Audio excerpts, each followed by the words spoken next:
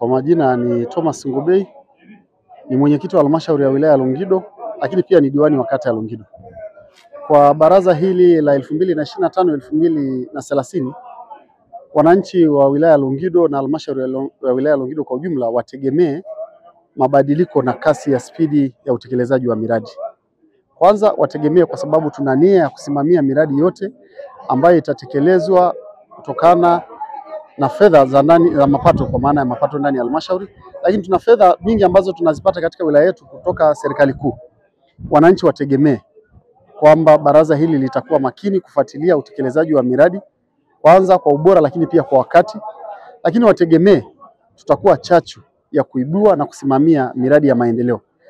Tukisema miradi ya maendeleo katika wilaya yetu ya Longido, tuna miradi mingi, lakini kwa sasa hivi changamoto kubwa tulionayo kijiografia katika wilaya yetu ni miradi ya barabara.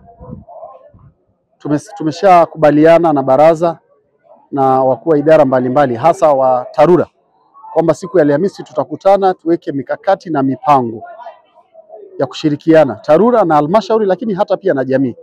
Naamini kwamba kwa timu hii ambayo inakuja tutakwenda kushirikiana kusimamia miradi ipasavyo na kuhakikisha miradi yote inakwisha kwa pesa iliyoletwa na miradi inakuwa ya viwango. Lakini cha pili, napenda kwenda kuwasisitiza kusikiliza kero za wananchi. Ni kiu kubwa sana Mheshimiwa Rais anataka wananchi wetu wasikilizwe. Kwa hiyo kero na malalamiko yasikilizwe, lakini kwenye mikutano yenu huko wananchi watatoa vipaumbele vyao vya nini wanahitaji, nyie ndio wawakilishi wao, viwakilishe kwenye baraza la madiwani ili viweze kwenda kuchukuliwa na vikafanywe kazi. Kwa ngazi ya halmashauri vitafanywa kazi vitakapokuwepo, lakini kama tutakuwa vinahitaji kwenda serikali kuu, mheshimiwa mbunge yupo, ataviwakilisha huko na vitachukuliwa vitafanywa kazi. Kwa hiyo niwaase sana mje na vipaumbele vya wananchi wakati wa vikao vyenu vya mabaraza ya madiwani.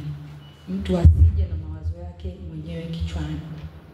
Lakini kingine ninachopenda kukuasa ni kwenda kusimamia mapato ipasavyo.